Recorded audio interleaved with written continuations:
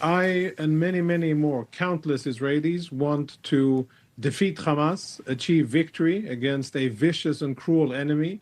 I want deterrence returned, and I want our enemies and potential enemies to fear us and our friends to want to become close to us. What is the ceasefire deal between Hamas and Israel? What is it? Who says yes? Who says no? Who's to blame? Jonathan Conricus is here to talk about Benjamin Netanyahu's rejection of the partial ceasefire that Hamas wanted. I'm the other Barak, coming to you live and direct here from the Holy Land in Israel. Let's take a look. Bring in right now Lieutenant Colonel Jonathan Conricus, the former IDF spokesperson, now a senior fellow at FDD, co-founder of Bottom Line Media. Good to see you, sir. You've been with us for a long time, and you were a very familiar face in the early months. Sadly, here we are where there is still conflict. There are still hostages. I just want to get your reaction right now today to an important speech that Prime Minister Netanyahu will give to the world. We're going to take it live. At this point, the operation in Gaza will be something that hopefully brings hostages home, but also offers a new vision for what people and what life can be like in Gaza. What would you say to that very lofty goal? Yeah, first of all, it's great to be back and it's great to see you. What I hope that my Prime Minister will be focusing on is a message of leadership whereby he will share his vision, what the future of Gaza looks like, and what the end goal is. I and many, many more, countless Israelis want to defeat Hamas, achieve victory against a vicious and cruel enemy. I want deterrence returned, and I want our enemies and potential enemies to fear us and our friends to want to become close to us.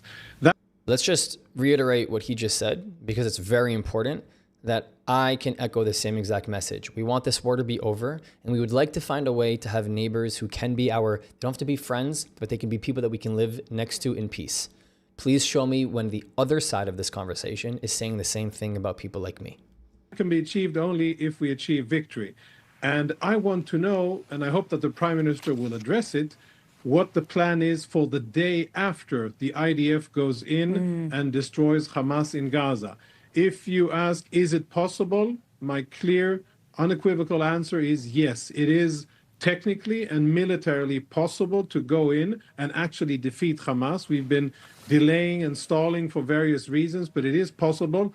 But what we need to know, just like Americans needed to know before the invasion of Iraq, and just like many other countries need to know, is what is the end state. And I hope we will hear that. What is the vision after? Well said. Toda Rabba, which means thank you so much for all of the people on Buy Me a Coffee or PayPal who choose to financially contribute to this channel. I don't think you guys understand, but without your help, we can't grow. And of course, to the Barakniks, the other Barak community, thank you so much for all of your unconditional support. Ani ohev otchem. I love you. Let's get back to the video. And we certainly await these comments. In our final moments here, there has been, countries, Australia the most recent, but you have the UK, France, and Canada all saying at the United Nations General Assembly they'll recognize the Palestinian state. But then there's a lot of concerns. We have an outgoing ambassador in Brussels saying, Europe, you will lose if you punish Israel over Gaza. It is not safe to be a Jew in Europe. Your thoughts on those who continue to say that at the UN General Assembly they will make such a move, and do you have a word to those countries? I, as an Israeli, feel that it's a betrayal by democracies against a democracy fighting for its survival. I think of it as hugely unproductive, and it's basically a silver platter. It's a French, British, Canadian, Australian silver platter on that they're giving Hamas and telling Hamas, you are the future of the Palestinian people. You are the political leadership, because that is how this is translated into Middle Eastern terms. Every Arab in the world, every Arab in Israel, every Arab in what they call Palestine, he will see this and he will recognize that Hamas won. Yeah, and that is extremely sad. Really appreciate your comments ahead of Prime Minister Netanyahu's speech. Lieutenant Colonel Jonathan Conricus, a fellow now at FDD. I'm just going to go back here and take the sound off of the video. Do you all see what this is footage of? I'm going to rewind it even a little bit more so you can see on the left side of the screen. There's an IDF soldier there filming. Why is he filming? Because you have all of these people here. Look at them cheering, waving their hands, thanking them. And what do you see on the top? If you look on the right side here, somebody is about to throw this bag off. This is aid. This is aid that the IDF is providing for them. And this is footage that the anti-Israel camp and BBC and Al Jazeera will not post. They're taking footage of this because they're trying to actually show the proof for people who are willing to listen in the world that they provide the aid for them to go in. And it's fascinating to me that you have people in the world, people sitting in their high-rises, penthouses in the West, claiming that Israel is starving the Gazan population, that they're not doing anything to provide them any resources, and they are being blindsided by the propaganda, and they're being blinded from the fact that the ones who are actually feeding them, the ones that are allowing them to actually have food, is Israel. It seems like an incredibly insane, impossible thing for me to claim, right? Barak, how could you claim that Israel is serving meals, is providing food for the Palestinians inside of the Gaza Strip? There's footage of it.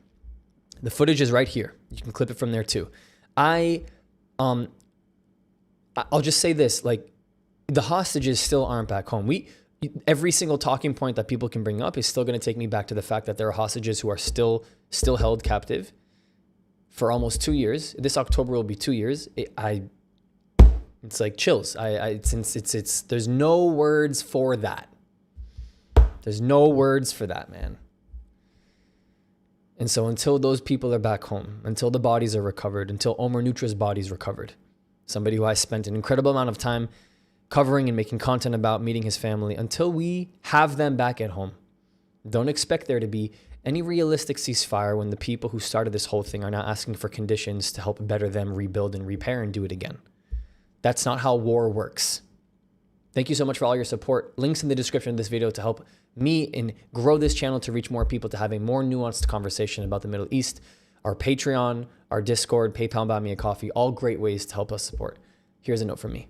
Here are 4 ways you can help us grow if you believe in our mission. On Buy Me a Coffee and PayPal, you can directly contribute to helping this message grow and reach more people across the world. If you want to join the inner circle, join our Patreon with different tiers, and of course, our Discord community, which is free with people from all across the world.